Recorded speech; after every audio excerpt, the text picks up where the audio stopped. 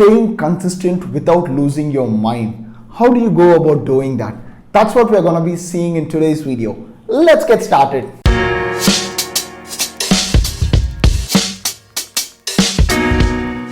Hey folks, welcome back to my YouTube channel. This is Praveen Ramesh, and on this channel I speak a ton about non-fiction books, the books that I'm reading and stuff that I'm learning by reading these books.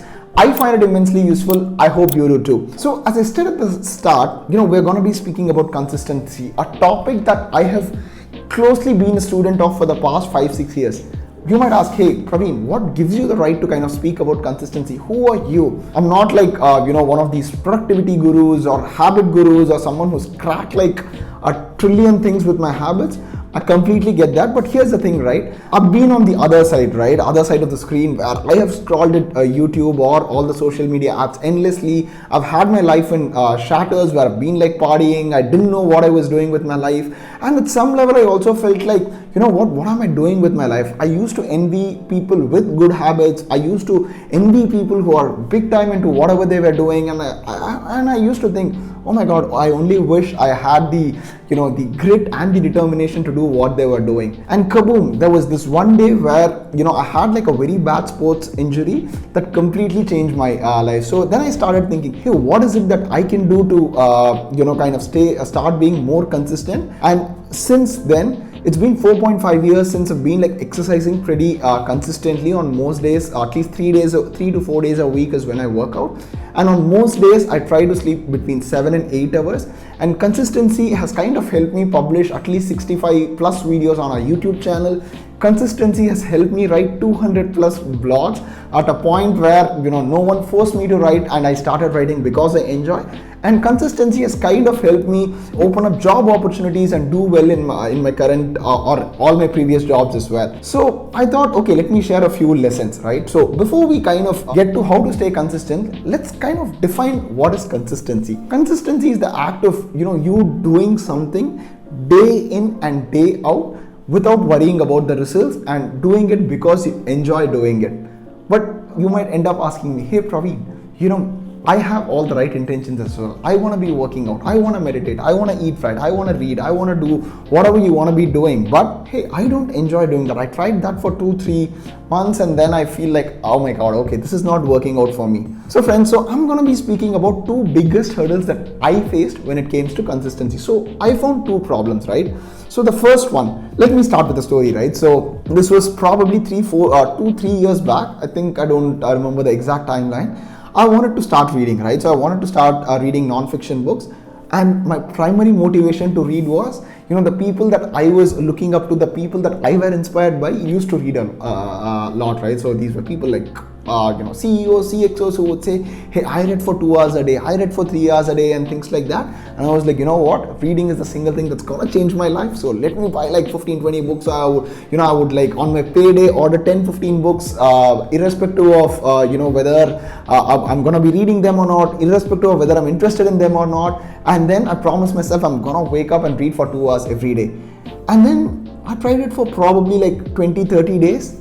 And then I fizzled out, right? Imagine for someone just starting out reading, right? 2 hours is a lot of reading, right? Even today, though I've been reading for 3-4 years now, I don't think I can read at 2 hours at a stretch for now. And only to think that when I started out reading, I wanted to read at 2 hours at a stretch. So that was my number one problem. We all want to just shoot for the stars on day one. So that's one of the main reasons that I found I wasn't being consistent enough. Second thing is the gratification, right? So again, you are surrounded in a world, this is something that you don't control, where you're surrounded in a world where everyone seems to be projecting that they are far more intelligent, they are far more ahead of you, they are doing far more things than you in your life. Probably this YouTube channel is one of them.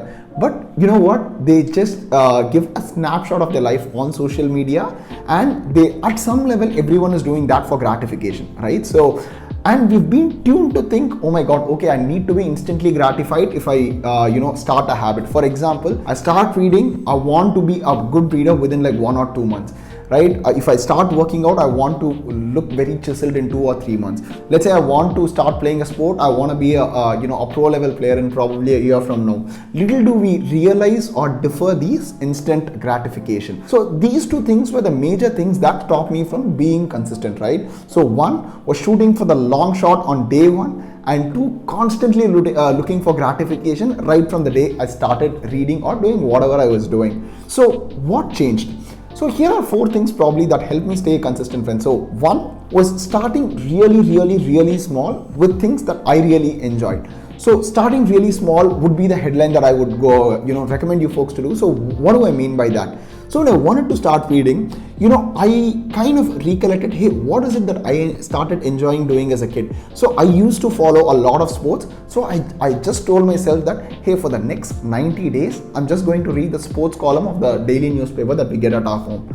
And I told, if I'm doing that, I'll call that a victory, and I'm not going to compare myself to XYZ or my friend who is reading like 10 books a month and all those kind of things. I'm just going to say I'll read the sports section end to end for 90 to 100 days without doing anything else. And I did that for 100 days. Now I started believing that, oh my God, okay, I'm really enjoying reading sports column. Now let me just extend that to, let's say, political affairs. And then I slowly extended that to, let's say, economic sections and finances. And slowly I realized that I started spending good 20-25 minutes without my knowledge at the end of year one, reading and enjoying the process of reading this newspaper. So the takeaway for you folks is to start really small. It could be just doing it for 5 minutes, but do it consistently for, let's say, a specified amount of time, right? So for me, it was 90 days because I told myself, I think in quarters. So I thought, okay, this quarter, my focus is just to read sports column of this newspaper. So start really small and realize that you aren't in a race with anyone to prove anything. It's your life. You're doing it for your own good. Second thing, the why, right? Always realize your why of doing habits. For example, I started working out because I had like a really bad lower back catch, and I wanted to kind of start strengthening my muscles around lower back and just be a better person with a good mobility, right? So that was my motivation to start working out. So the first 3 to 4 months, I just started working on my core muscles and ensuring that my lower back isn't taking a lot of load as it should be. And then I slowly started enjoying that process, and then I started working on my pull-ups, push-ups, squats and all those sort of things, and then I started getting that dopamine high, and I'm like, now I look forward to working out on most days, not because I have to work out, because I enjoy doing it. Similarly with respect to reading, right? So when I started out reading, I just wanted to kind of start reading because I wanted to be a cool kid in a group discussion, right? When I started my non-fiction reading journey, I started reading sports stuff because that was a natural transition to what I was reading in my newspaper. And then after pandemic hit, and I thought, okay, let me just correct my habits and things like that. I started reading books on habits, and then later I moved to productivity. Now I'm reading on finances, now I'm reading on decision making and all those sort of things. And now I read predominantly for 2 things. One, I want to enrich my knowledge on certain topics, and 2, I dream of myself as a content entrepreneur someday.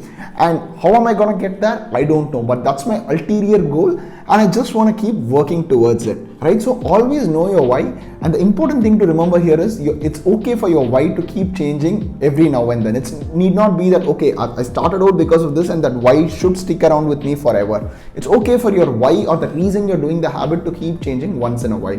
That brings me to reason number 3 or third thing that helped me is to think of processes rather than goals. I want to quote one of my favorite cricket players, MS Dhoni, who keeps saying, trust in the process, trust in the process. In fact, I was one of those folks who made memes out of this. I used to make fun of it. You know what, Dhoni is just gonna come and say, hey, we trusted the process, we trust in the process, we want the people to follow the process irrespective of the result.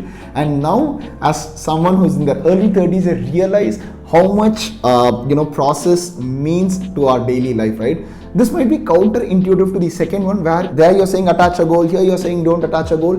Hey, what I mean by the second point is know your why, but don't have a number attached to it, right? So for example, it would be wrong for me to say, I want to become a content entrepreneur by 2024 September. So every day that I'm not moving towards that goal, I'm going to start feeling demotivated. The only thing that I control in this process is to produce these videos, ensure that I add value to my audience, and probably becoming a content entrepreneur is a byproduct of this process, right? So I'm trusting in the process of uploading one video a week, probably writing at least 3 to 4 blogs a month, and reading books that will help me or guide me in this journey. So that is the third and the the most important thing. Trust in the process and never chase numerical goals, because numerical goals constantly keep changing. And the fourth and the final thing is to enjoy what you're doing. So find your Goldilocks zone, or the zone in which you enjoy. For example, after like 2.5-3 years of reading, I've realized that 25 minutes to 35 minutes is the time that I want to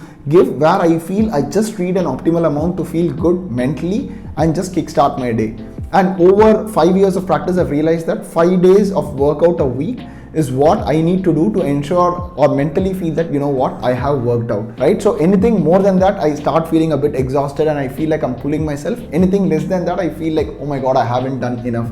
So start finding your zone of enjoyment. And once you start enjoying these process, consistency is again going to be a byproduct. What is it that you are going to be promising yourself to be consistent about? Or is there any tip that you feel will be very, very useful for you? Do let me know in the comments. And until I see you in the next video, this is Praveen Ramesh signing off.